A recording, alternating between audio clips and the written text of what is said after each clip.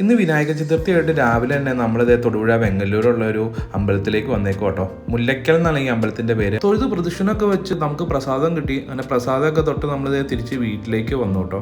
വീട്ടിൽ വന്ന് കുറച്ചു നേരം കഴിഞ്ഞപ്പോൾ പറമ്പിലേക്കൊക്കെ ഒന്ന് ഇറങ്ങാമെന്ന് വിചാരിച്ചു. മഴയൊക്കെ ആയതുകൊണ്ട് കുറച്ച് ദിവസമായി പോയി നോക്കിയിട്ട്. നമ്മുടെ അലങ്കാര കോഴികളും പിന്നെ മുട്ടക്കോഴികളൊക്കെ ഇവിടെ ഉണ്ട് കേട്ടോ. മുട്ടക്കോഴികൾക്ക് അത്യാവശ്യം വലിപ്പമൊക്കെ ആയിട്ടുണ്ട്. മുട്ടയിട്ട് തുടങ്ങിയിട്ടില്ല. കോവലൊക്കെ അടുത്ത സെക്ഷൻ കാച്ചു തുടങ്ങിയിട്ടുണ്ട് കേട്ടോ. അതുപോലെ തന്നെ അതും അവിടെ കുമ്പളങ്ങ ഉണ്ടായി കിടക്കുന്നുണ്ടായിരുന്നു. വിജയൻ ചേട്ടൻ മീൻ പിടിക്കാൻ പോണ വലിയ വലയൊക്കെ ഇവിടെ ഇരിക്കുന്നുണ്ട്. അത് കഴിഞ്ഞ് ഞാൻ പോയത് നമ്മുടെ തൊഴുത്തിലേക്കാണ്. അവിടെ ഒരു പുതിയ അതിഥി വന്നിട്ടുണ്ടെന്ന് പറഞ്ഞ് കാണാൻ പോയതാണ്. ഇതാണ് നമ്മുടെ പുതിയ പശു. കൊണ്ടുവന്നിട്ട് കുറച്ച് ദിവസമേ ഉള്ളൂ. റംബൂട്ടാനെല്ലാം മൊത്തം തീർന്നു കേട്ടോ.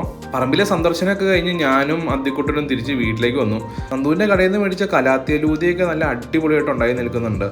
പിന്നെ പറയാനുള്ളത് നമ്മുടെ ഓസ്കാറിന്റെ കാര്യമാണ്. കുറെ ആയല്ലേ ഞാൻ കാണിച്ചിട്ട്. നമ്മുടെ മീനുകളൊക്കെ നല്ല ആക്റ്റീവായിട്ട് തന്നെ ഇരിക്കുന്നുണ്ട് കേട്ടോ. അത്യാവശ്യം വലിപ്പമായിട്ടുണ്ട്. ഞാൻ റൂമിലേക്ക് ചെല്ലുമ്പോഴേ അതൊരു സൈഡിലേക്ക് ഫീഡ് എടുക്കാൻ വേണ്ടി വരും. ഇപ്പൊ ഇനി അടുത്ത വീഡിയോ കാണാം. Okay, by.